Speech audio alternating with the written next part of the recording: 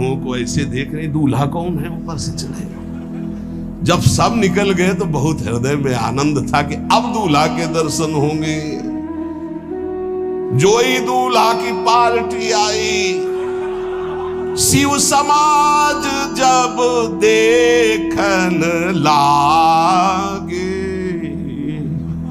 भीतरी चले बाहन सब जितले अगवाली कर ले आए थे, धोती संभाल के जान बचा के भागे।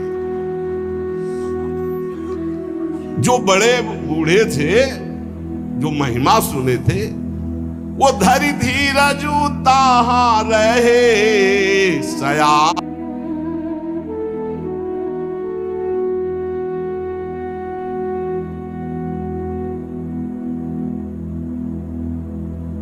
आने बड़ी हिम्मत करके रुके कि शिव हैं। लेकिन जो नौजवान बालिकाएं, बूढ़ी नौबहुएं, ये को वहां मंगलाचार में नहीं टिकी, सब अगवानी भाग पड़ी। धीरज धर करके बालक घर में पहुंचते, जवान पहुंचते, बहुएं क्या बात है, तुम लोग भयभीत क्यों हो गए? कोई घटना घटी क्या ब्याह में? कहीं काह कही जाई न बाता, ये जम कर धार की धो बरियाता। बारात है, यमराज की पूरी सेना आ गई है। भैया दूल्हा देखा कैसा? बोले बरु बौराह बसह असवारा, ब्याल कपाल विभूषण छारा। देखा है दूल्हा? बरु बौराह बावरा है। क्यों? बैल पे सवार है, सांप की माला पहने, भस्म चिता की लगाए, मुंडों की माला है। अरे पूछो मत, ऐसा दूल्हा। दूल्हे के शरीर तन छार, ब्याल कपाल भूषण, नगन जटिल भयंकरा, संगभूत प्रेत पिशाच जोगिल बिकट मुख रजनी चरा। जी के लौट के बता रहे, भाग्य मनाओ, जो जियत रहा है बारात देखत, पुण्य बढ़ते ही कर सही। जिंदा लौट आए बड़े पुण्य समझो, जो बारात देख ले और जिंदा रह जाए, बड़े भाग्य तिनके। देखी सो उमा विवाह घर घर बात सब लड़कन। सबने कहा कि अगर दूल्हा को बाराती को देख के जिंदा रह जाए तो विवाह देख पावेगा, मतलब जिंदा नहीं रहेगा। जो बड़े बुजुर्ग थे वो समझा रहे, देखो भगवान शिव हैं, ये उनकी समाज है। सबको वास दिलाया गया। अब आरती करने के लिए, सुमंगल गाने के लिए नवीन स्त्रियां पार्वती जी की माता के साथ आ रही। मैना सोने की थाल है, बड़ा आनंद है दूल्हा का प्रथम दर्शन। और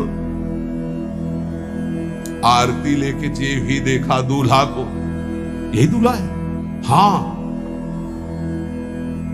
भारी रोष पैदा हुआ कि नारद जी ने बर्बाद कर दिया हमारा घर। हमारी बिटिया सूखे पत्ते खा के इसके लिए भजन करती रही। मैना जी ने पीछे मुड़ के देखा, एक भी नहीं स्त्री थी, अकेले थाली लिए खड़ी थी। लौट के आई, उन्होंने कहा कि सब भाग्य पड़ी। बोले प्राण बचाए, ऐसे ऐसे करिया फुसकार रहे थे। कोई थाली पटक दी, आरती की गई। पार्वती जी को गोद में बैठाला और रोने लगी। बिटिया ऐसे के लिए भजन किए हो, ऐसे के लिए तपस्या किए हो? आंसू भर के कहा कि विधाता की बुद्धि मारी गई। जिसने तुम्हारी जैसी सुंदर कन्या, वो ऐसा बावरा दूल्हा, ये संयोग रचा है। बुद्धि खराब हो गई ब्रह्मा की। कसकीन बरु बौराह विधि जय तुम्हें सुंदरता। त्रिपुर सुंदरी भगवती पार्वती जी। अरे जो फल लगना चाहिए कल्प तरु में, वो बमूर में लग रहा है। ये आज वही दिल उत्सव, ब्याह का उत्सव भगवान से। अच्छा तो मेरा निर्णय सुन लिया जाए मैना जी का, अगर मेरी बात नहीं मानी गई तो हिमालय के शिखर से अपनी बेटी को लेके गिर के आत्महत्या कर लूंगी, ब्याह नहीं होने दूंगी। फाइनल, तुम सहित गिरते गिरो पावक जरो, आग में जल जाऊंगी अपनी बेटी को लेके, समुद्र में डूब जाऊंगी, लेकिन ऐसे बोरे बोरा जो ये बर है इसके साथ ब्याह नहीं होने दूंगी, पक्का। सब रोने लगी मैना जी का आदेश सुनकर। मैना जी कहती, हाय मैंने नारद जी का क्या बिगाड़ा था, नारद कर में काह बिगाड़ा, भवन मोर जिन बसत उजारा। कितना बढ़िया सब चल रहा था, बेटी को उपदेश किया कि वर तुम्हारे शिव देवाधिदेव महादेव, बर्बाद कर दिया सब। ऐसा दूल्हा,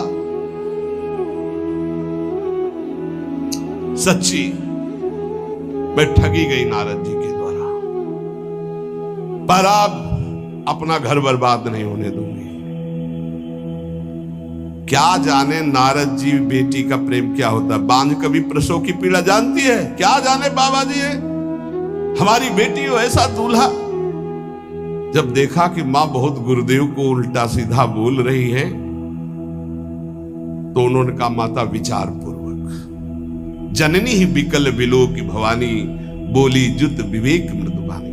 मां विचार पूर्वक, तुम क्यों ऐसा आलाप कर रही हो, अगर मेरे भाग्य में ऐसा पति लिखा है तो तुम टाल नहीं सकती, कर्म लिखा जो बाउर ना हो तो कत दोष लगाई काहू, तुम सन मिटे की विधि के अंका, व्यर्थ ले हो जनि मातु कलंका। मां मेरे भाग्य में ऐसा ही लिखा है, आप व्यर्थ में क्यों रो रही। जब पार्वती जी की ऐसी करुण बात सुनी तो सब स्त्रियां रोने लगी, विधाता को दोष लगा रही। नारद जी के पास हिमालय गए, बोले हम तो संभाल लेंगे, घर में सब गड़बड़ हो गया। अरे इनको समझाते कि ठीक से आते, कैसे आए हैं ये, जैसे विनाश कर ले आए हो। अरे ब्याह कर ले आए, घर में सब बिगड़ गया, मैना बिखर गई, ब्याह बंद, अब नहीं होगा, संभालो जाके। नारद जी गए और जाकर के मैना को कहा, देखो ये इनका बाहरी रूप है, ये जो आपके यहाँ पार्वती के रूप में जन्मी, ये नित्य इनकी अर्धांगिनी सती है, जो यज्ञ भवन में शरीर छोड़ करके आपके यहाँ जन्मी, ये इनकी नित्य संगिनी है। आप ऐसा शोक मत कीजिए। नारद जी विविध प्रकार से माता को समझाया। इनके द्वारा एक भ्रम हो गया था, तो इनको शरीर त्यागना आवश्यक हो गया।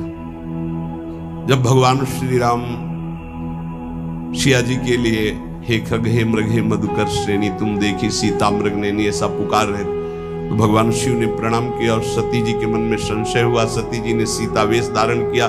जब भगवान शिव ने जाना तो उसी समय त्याग कर दिया था कि अर्धांगिनी रूप में अब कभी स्वीकार नहीं कर, क्योंकि पूज्य माता का रूप आपने धारण किया।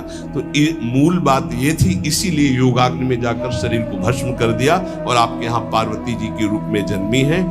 जब नारद जी ने बताया कि आप बिल्कुल धैर्य रखिए, भगवान शिव का वैभव आपने देखा नहीं, ये इनका बाहरी रूप है, समझाया मैना को, तसल्ली की। बोले अभी दूल्हा रूप आपको दिखाते हैं, आप चुप रहिए।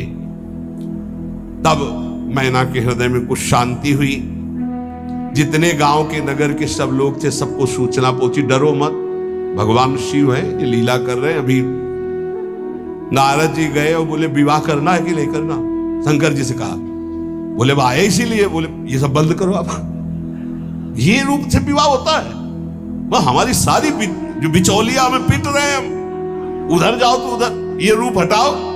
बोले कौन सा रूप धारण करें, दूल्हा रूप धारण करो।